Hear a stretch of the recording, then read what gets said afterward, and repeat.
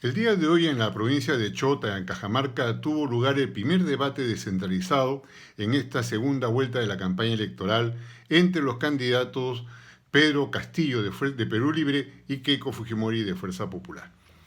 El debate debió haber empezado a la 1 de la tarde en punto, pero por algunos inconvenientes en el acceso de la candidata Fujimori al estrado donde se llevaba el debate en la Plaza de Armas de Chota, se demoró 35 minutos su inicio.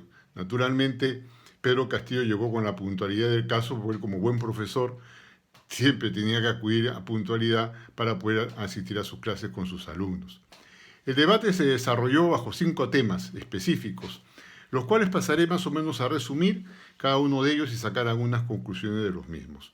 El primer punto que se tocó fue referente a la pandemia. La primera intervención estuvo a cargo de Pedro Castillo, en el cual mencionó que la pandemia es un problema económico, moral y social como consecuencia de un modelo neoliberal que se viene aplicando hace más de 30 años en el país. Esto significó también que la política de salud que se aplica durante ese régimen es el de sálvese quien pueda. Vale decir que todo queda a disposición de que el mercado determine cómo puedes tú atenderte la salud. No funciona tanto de salud, no funciona MINSE, no funcionan los estamentos de sanidad de las Fuerzas Armadas y policiales e inclusive el mismo sector privado que se han visto superados largamente por la cantidad de gente que se ha estado infectando con el COVID-19. ¿Qué promete? Promete 20 millones de vacunas rusas que a partir del mes de agosto van a llegar al país en forma gratuita, universal, y todos estarán vacunados a diciembre de 2021. A nivel de infraestructura también promete fortalecer lo que es el primer nivel de atención, donde las postas médicas no solamente serán reacondicionadas, sino podrán contar en algunos casos por primera vez con recursos humanos, vale decir, médicos que puedan estar a cargo de esa posta. También promete dentro de lo que es su concepto de Sistema Nacional de Salud, los médicos de familia. Plantea una salud integral, no lucrar con la salud y dotar de hospitales materno-infantil en cada una de las regiones. También mencionó que no se iban a regresar de su gobierno esterilización alguna a las mujeres y que se iba a considerar la creación del Ministerio de Ciencia, Tecnología e Investigación para poder determinar los estudios que lleven a tener una vacuna peruana.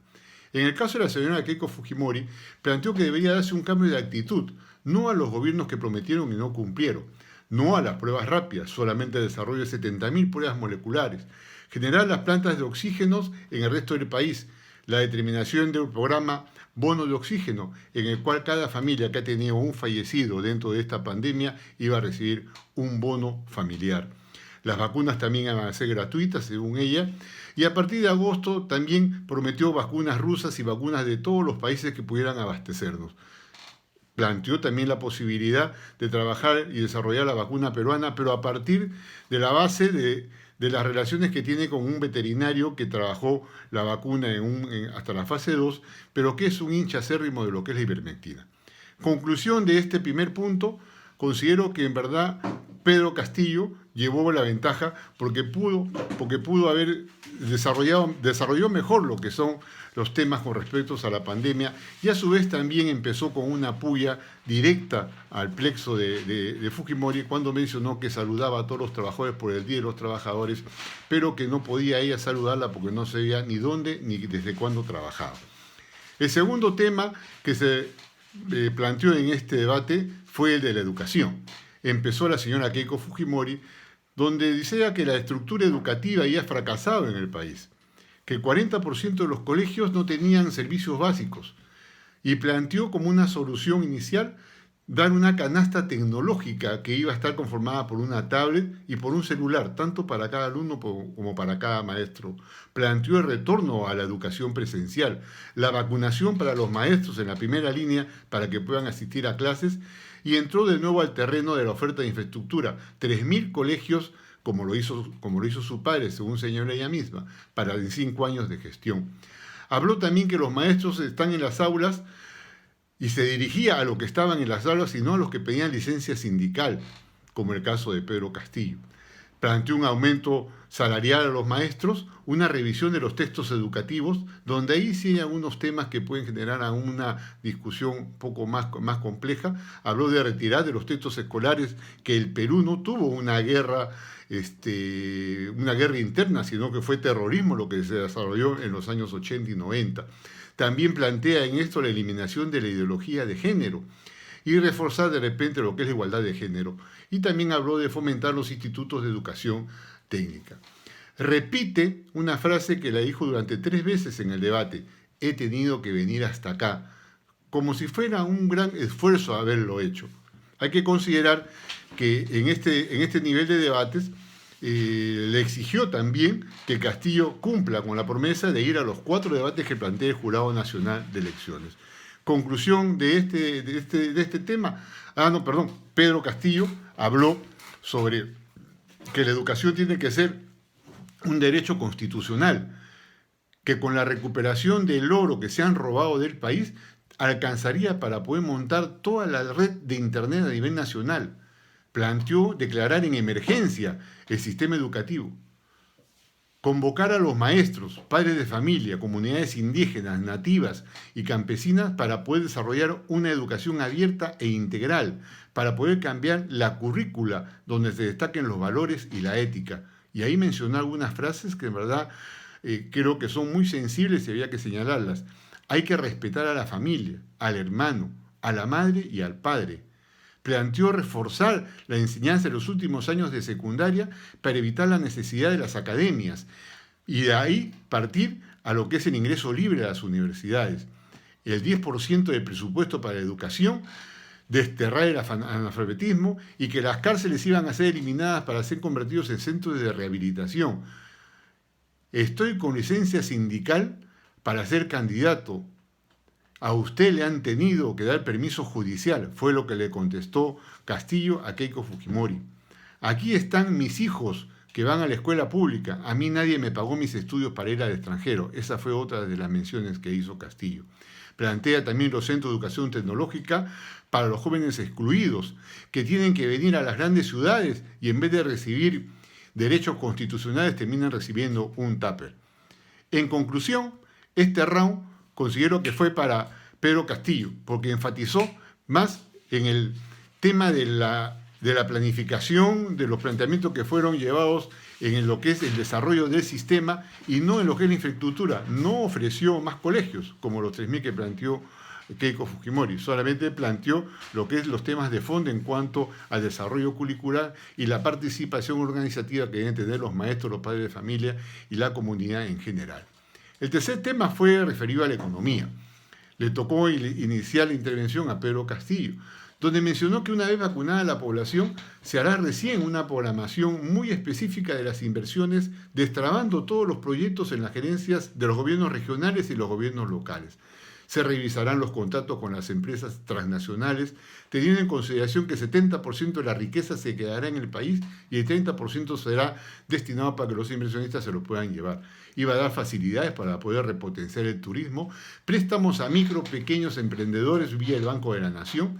No habrá importaciones de lo que el Perú produce. Debiéndose entender esto, me imagino, como lo que el Perú puede producir en suficiente cantidad para tener el mercado interno, no tendría por qué ser reemplazado con exportaciones de otros países.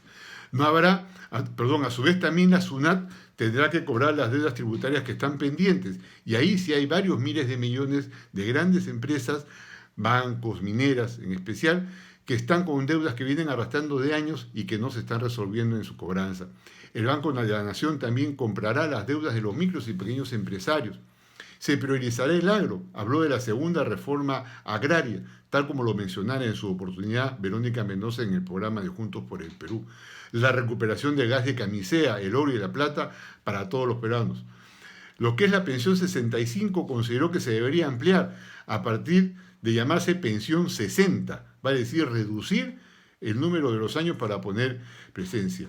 También habló iba a renunciar a lo que es el sueldo presidencial y reducir el sueldo de los congresistas y los ministros al 50%. La señora Keiko Fujimori planteó que debería de cambiarse el rol para permitir que se acerque más el Estado a la población.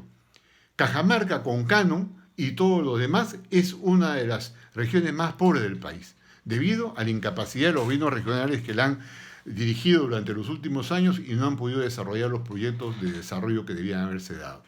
Se refiere a las 200 obras incumplidas en el gobierno regional de Junín por parte del señor Vladimiro Cerrón, haciendo hincapié de que Vladimiro Cerrón es el presidente de Perú Libre, partido que viene justamente encabezando la candidatura de Pedro Castillo. Propone un canon para el pueblo.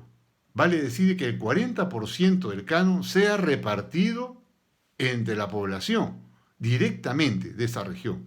Ahí sí hay que hacer una mención muy particular.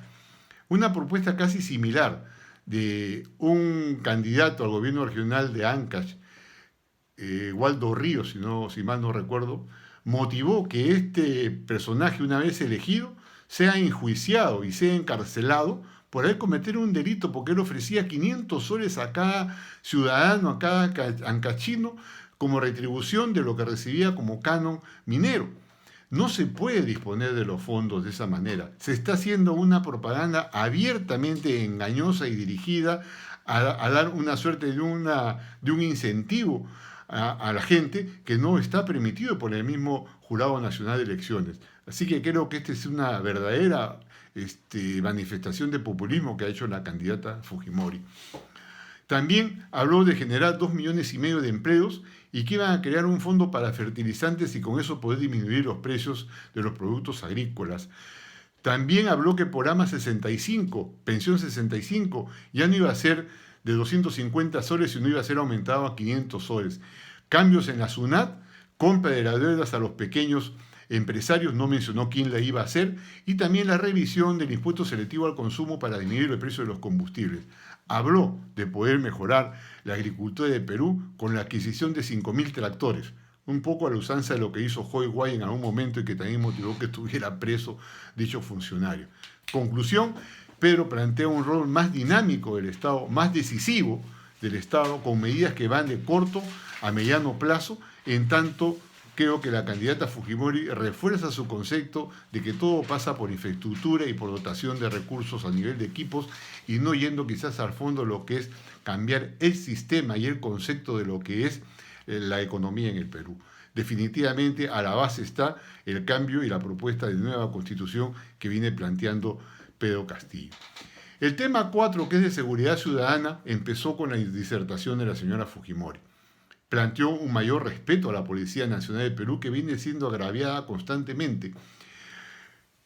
Comisarías que tendrían que ser repotenciadas, no solamente desde el punto de vista tecnológico, sino también generar los mapas del delito para poder trabajar mejor una propuesta alternativa para poder superar ese problema. Oportunidades para los jóvenes, dándole beneficios a las empresas que contratan a jóvenes recién egresados de la educación secundaria, dándoles trabajo u oportunidad de trabajo. Construir nuevas cárceles, convirtiéndolas en centros de resocialización para el estudio del trabajo. De nuevo la concepción de construir cárceles, a diferencia de lo que es Pedro Castillo, que habla de eliminar las cárceles para poder tenerlas como centros de rehabilitación, o sea, otro concepto de la cárcel. Se debe actuar con firmeza y con mano dura, volvió a repetir Keiko Fujimori, y dijo mano dura en su situación de madre. Ella como madre plantea eso. Señaló que tienen un equipo de primer nivel, no como el otro candidato, refiriéndose a Castillo, que no dice quién es su equipo, ni quién es su presidente, ni en verdad quiénes son las personas que están atrás de toda la campaña. Y yo creo que hace bien Pedro Castillo en no señalar quién es su equipo técnico que lo acompaña, porque eso es darle carne para que después todos los medios de comunicación que están atrás de eso, no es para que la gente conozca el soporte técnico profesional de quienes acompañan a Castillo en esta su candidatura a la presidencia, sino para pasarlo por la moledora de carne y en verdad hacer de cada profesional que buenamente y sabiamente acompaña esta candidatura personas como que si no tuvieran autoridad para hacerlo. ¿Tiene un buen equipo la señora Keiko Fujimori? Luis Carranza ha sido incorporado como nuevo jefe o responsable de la parte de economía de su equipo. Y hay que recordar que Luis Carranza fue ministro de Alan García. Y fue ministro de Alan García y también fue responsable en la firma de un decreto de urgencia 032 del año 2009 que hizo un cambio ilegal de una determinación que había hecho el Consejo de Ministros de que un proyecto específico de tren eléctrico sea financiado por el sector privado. Resulta que cambiaron esa decisión y sacaron el decreto 032 de urgencia de 2009, en el cual dicen que el Estado se convierte en el financiador del tren eléctrico. ¿Saben a quién le dieron el proyecto? No es muy difícil adivinar, a Odebrecht. Le dieron ese proyecto. Ese es el señor Luis Carranza. No hay ni hablar de las otras personas que se han incorporado. O sea que no puede sacar la señora mucha cara por un equipo técnico que sin embargo tiene bastantes problemas en cuanto a su conducta dentro de la gestión pública. Convocó también a los ronderos y a los comités de defensa y a los reservistas y habló de la política migratoria que convocará a las Fuerzas Armadas para poder vigilar y sellar las fronteras. En el caso de Pedro Castillo, él dijo que la delincuencia es un problema estructural e histórico. Hemos encontrado delincuentes en el escenario político, económico, social y cultural. Y vamos a combatir la delincuencia con la educación al pueblo desde el concepto de familia. Vamos a luchar no solo con la PNP, sino también con los ronderos. Jueces y fiscales corruptos deben de pagar cárcel y a su vez los nuevos deben ser elegidos por mandato popular. Debe darse un trabajo mancomunado de la Policía Nacional del Perú con las organizaciones de base. Y ahí habló la posibilidad de tener con ello hogares seguros, escuelas seguras y mercados seguros.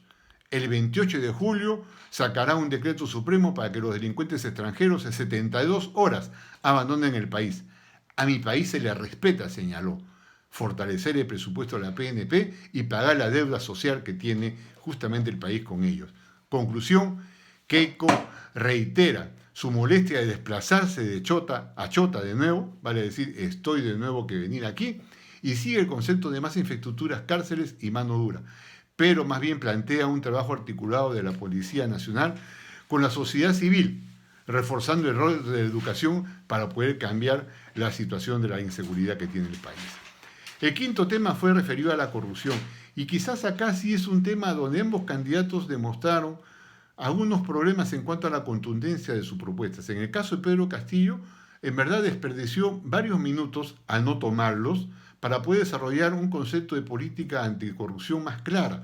Señaló que el problema de corrupción está enquistado en todo el Estado y planteó una cruzada nacional, más la muerte civil y que se devuelva lo robado por parte de aquellos funcionarios que hayan caído en la corrupción. La muerte civil ya ha sido aprobada ya con una ley en el año 2018. Sin embargo, esta ley no se aplica hasta ahora.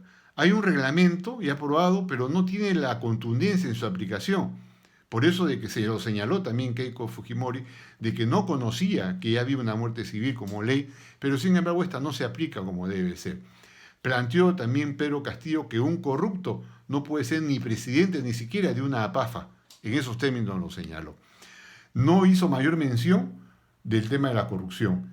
Keiko Fujimori reiteró el tema de Cerrón, que Cerrón está sentenciado por corrupto, habló de fortalecer la Contraloría General de la República, la protección a los funcionarios de menor rango que ayuden a luchar contra la corrupción, control concurrente en la gestión pública y transparencia en el 100% con acceso a los medios de comunicación a los procesos públicos de selección. En esto hay que señalar que ese capítulo, prácticamente en esas acciones, es una copia de lo que Verónica Mendoza plantea en Juntos por el Perú.